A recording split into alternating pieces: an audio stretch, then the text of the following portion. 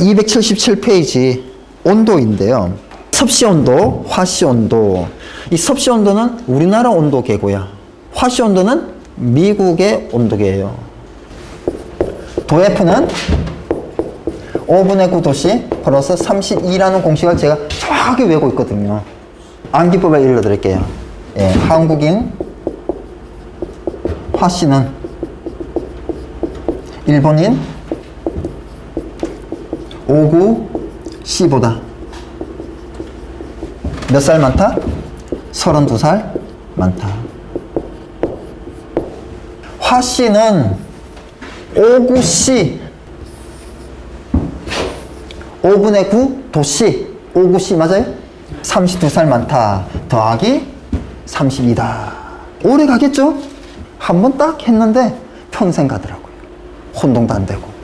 그러면 도씨는 하게 되면 일단은 32 넘어가면 마이너스 32 가로 곱하기 9분의 5 하면 도씨는 이렇게 또 반대로 되겠죠.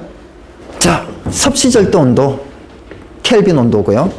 화씨 절대 온도 랭킨 온도입니다. 켈빈 온도는 도씨 플러스 273 대단히 유명하고요. 삼중점이 뭐예요? 삼중점 고체, 액체, 기체가 공존하는 온도고 이산화탄소는 몇 도씨죠? 이산화탄소는 마이너스 56.3도씨 이렇게 외우고 있어요. 물의 삼중점은 몇 도씨예요? 네, 맞습니다. 0도. 이 물의 삼중점을 아는 사람은 대단히 작아요. 자, 한번 잘 생각해봐요. 물의 삼중점, 고체가 뭐예요? 얼음, 액체, 물, 기체는 수증기죠. 우리가 이건 알고 있죠. 물과 얼음이 공존하는 온도는 몇 도씨예요? 0도씨죠. 그 위에 수증기가 하나라도 없을까 있을까요? 당연히 하나라도 있겠죠. 눈에 안 보이지만. 자, 20번의 열량입니다. 킬로칼로리, BTU, CHU 관계. 킬로칼로리는 3.968 BTU, 1 BTU는 어쩌고저쩌고, 1 CHU는 어쩌고저쩌고인데 이게 어마어마하게 중요할까? 그렇지 않을 것 같다는 얘기죠. 근데 안타깝게도 두 번째에 있는 이 BTU 있죠. 1파운드, 도F. 이거 어디 써요? 미국에서 쓰는 거예요. 실제로 지금도 쓰고요. 근데 우리나라는 킬로칼로리 쓰다가 이제 뭘 써야 돼요? 줄 맞습니다. 줄 써야 돼요. 그래서 적어도 킬로칼로리는 몇 줄인가? 킬로칼로리는 몇 BTU인가? 이런 관계 정도는 알았으면 좋겠습니다. 자, 킬로칼로리는 순수한 물 1kg을 몇 도씨? 1도씨 높이는데 필요한 열량이에요. 곱하기 개념입니다. 그래서 우리가 한번 생각을 해봐요. 1kg을 1도씨가 아니고 10kg을 1도씨예요. 그럼 10 곱하기 1하면 몇 킬로칼로리 필요해요? 10kcal 필요하죠. 자, 10kg을 10도씨 얼마 필요할까요? 100 필요하지 않겠어요? 곱하기 개념이죠. BTU는요, 1파운드를 1도F, 그죠? 미국에서는 파운드 단위를 쓰고 도F 단위를 쓰잖아요. 그리고 또 하나요. 킬로칼로리는 427kg 폴스 미터라는 거를 저는 옛날에 외워놨어요. 이게 옛날 단위잖아요. 킬로그램 폴스 미터가 킬로칼로리가. 옛날에 저는 사람이니까 옛날로 외워놨다고 해요. 그럼 지금은 어떻게 되냐 이거죠. 얘는 몇? 뉴턴 미터예요. 427 곱하기 9.8 뉴턴 미터잖아요. 그러면 약 427 곱하기 9.8 뉴턴 미터는 줄이잖아요. 이거를 이제 다시 쓰게 되면 약 427 곱하기 9.8 곱하기 1000분의 1 하게 되면요, 킬로줄이 되죠. 넌 약 4.19 킬로줄 이렇게 돼요. 그리고요, 킬로줄은 약 0.24 킬로칼로리가 되고요. 줄은 약 얼마예요? 0.24 칼로리 이렇게 되죠. 그래서 우리가 옛날에 줄열은 I제곱 RT이고 단위는 뭐예요? 줄인데 그 뒤에 한 게 있어요. 0.24 I 제곱 RT 0.24를 곱하면 뭐라고요? 칼로리라고 한 개 쓰죠. 요게 요거 한 개 때문에 그런 거예요. 이미 알고 있어요. 0.24라는 수치는 0.24를 뒤집으면 이렇게 되는 거고 얘가 뭐라고요? 4.19 kJ이다. 요걸 얘기하려고 과정을 쓴 거고요. 우리가 이렇게 뭐는 뭐 같다라는 걸 알았어요. 그럼 뭐는 같다라는 걸 알았으면 뭐예요? 단위를 바꿀 수 있거든요. 그죠? 기본적으로 열량에 관계돼서는 요 정도는 알아야 되는데요. 그리고 여기에서 좀 더 나아가 봤을 때 파운드는 몇 킬로그램이에요? 454g이에요. 즉 0.454kg이 되겠죠. 그리고요 도씨하고 도F의 의미인데요. 도씨는 물의 빙점을 0도씨, 물의 B점을 100도씨, 그 사이를 몇 등분? 100등분 한 거예요. 근데 도F는요 물의 빙점을 32도F, B점을 212도F, 그리고 그 사이를 몇 등분? 180등분을 한 거예요. 그러면 우리가 여기가 분명히 B점이고 여기가 분명히 B점이에요. 근데 여기서 여기를 100등분 한 거는 뭐예요? 도씨고 여기서 여기를 촘촘하게, 더 촘촘하게 뭐야? 180등분 한 거는 도F예요. 그러면 여기에서 여기는 똑같은데 얘는 100등분을 했고 얘는 180등분을 했어요. 그죠? 즉 뭘 얘기한가 하면요 100도씨랑 180도F랑 같다라는 얘기예요. 그러면 100씩 나누기 하면 어떻게 될까요? 이게 1이고 1도씨는 1.8 뭐가 돼요? 도F가 되죠. 그래서 킬로칼로리는 몇 BTU냐? 일단은 킬로그램을 뭘로 바꾸면 돼요? 파운드로 바꾸면 되겠죠. 그러면 파운드를 어떻게 바꿀까요? 0.454분의 1 파운드가 되겠죠. 곱하기 도씨는 몇 도F라고 했어요? 1.8 도F. 그래서 이것을 계산하게 되면 3.968 이제 BTU가 되는 거죠. 이게 파운드 도F는 BTU니까. 얘는요 킬로칼로리로 바꾸려면요 파운드를 뭘로 바꾸면 돼요? 킬로칼로리로 바꾸려면 킬로그램으로 바꿔야지. 그죠? 0.454 킬로그램 곱하기 도F는 뭐예요? 1.8분의 1 도C가 되겠죠. 그럼 넌 얼마 킬로칼로리가 나오는데 저는 이 수치를 안 외워요. 이렇게 나올 수 있으니까. 자, 주의사항이에요. 1도C는 1.8 도F, 도C와 도F인데 얘는 어디에 사용되는 공식이에요? 열량 단위 변환할 때 공식이에요. 온도 변환할 때는 이게 아니고 뭐예요? 온도를 몇 도씨는 몇 도F냐? 예, 한국인, 화씨는 일본인 50보다 32살 많다. 걔는 온도 변환이고요. 1도씨는 1.8 도F에는 열량 변환할 때 이게 용도가 달라요. 이거 온도 변환으로 쓰면 안 돼요. 그 구분을 꼭 하시기 바랍니다.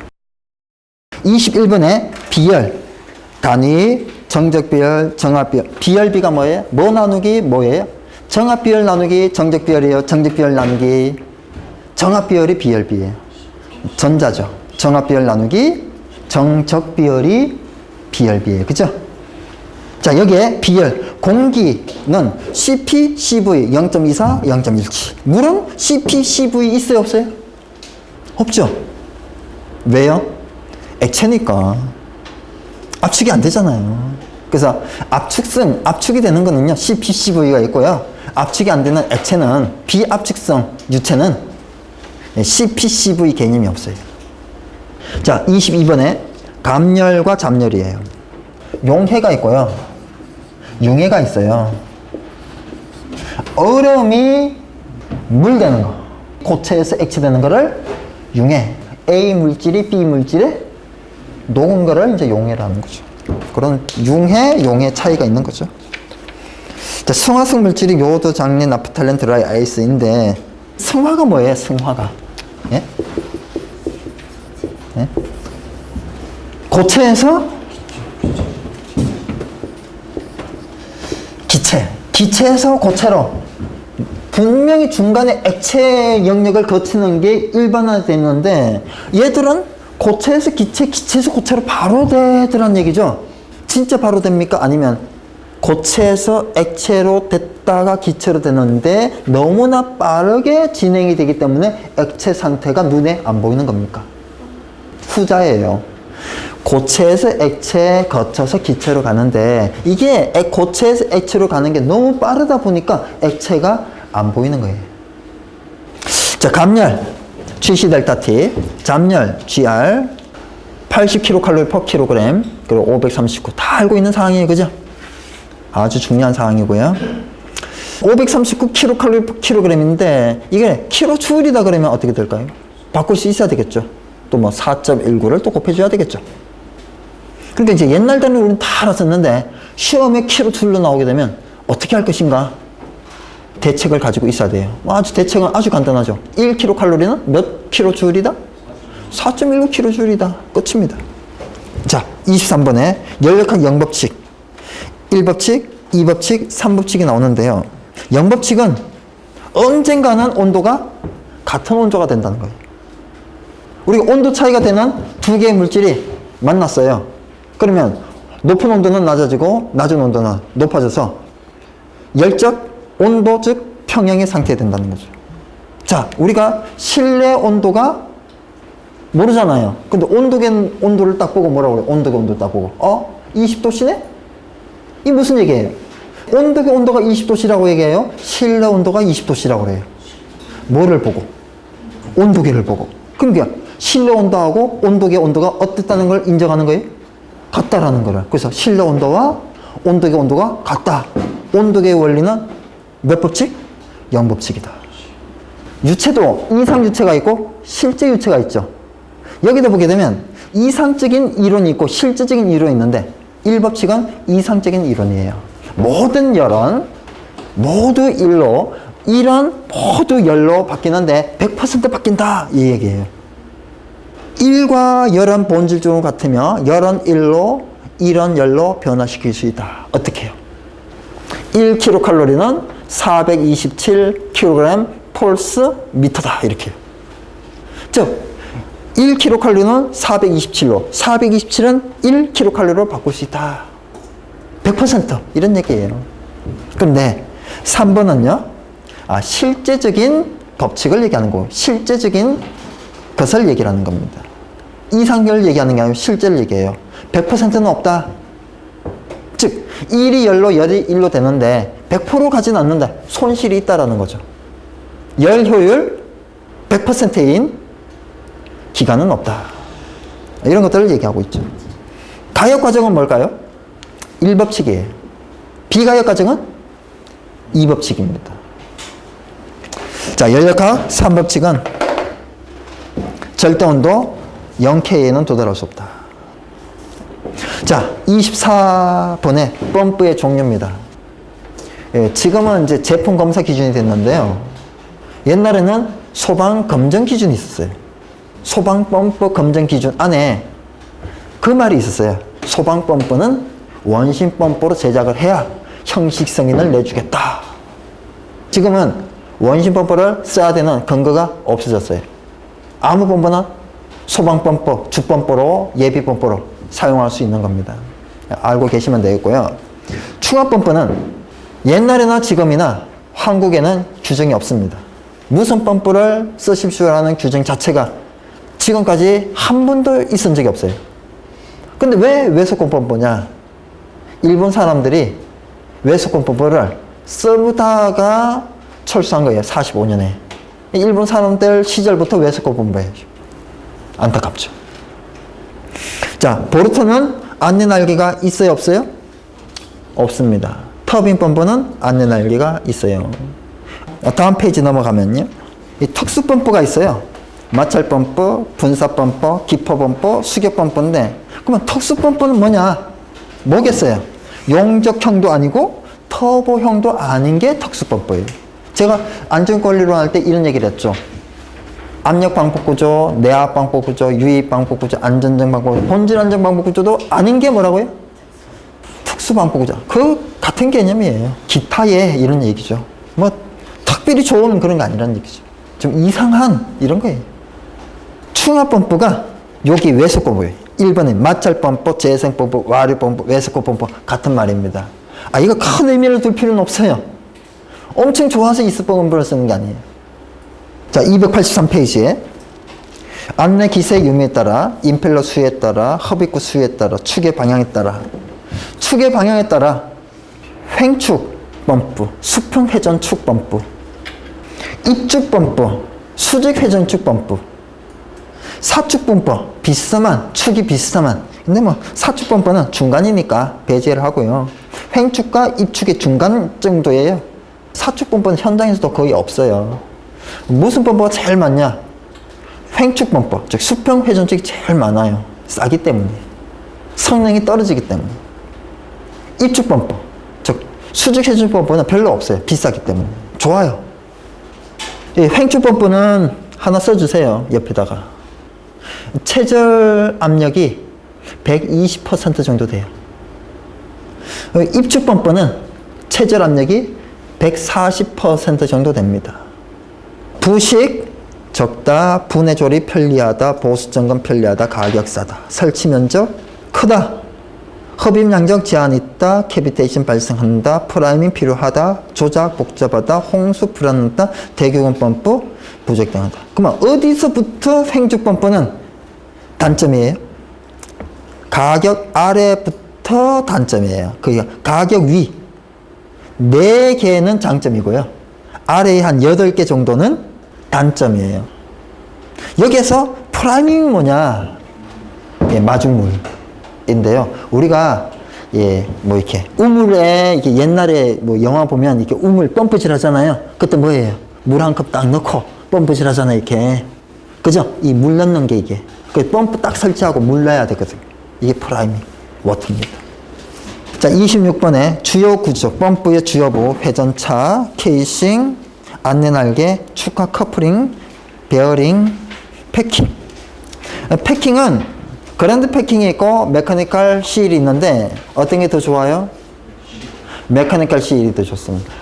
그럼 어떤 게 더 비쌀까요? 예, 당연히 메카니컬 시일이 비쌉니다. 그래서 어떤 게 더 비싸냐? 어떤 게 더 좋으냐? 비싼 게 좋더라고요, 일반적으로는.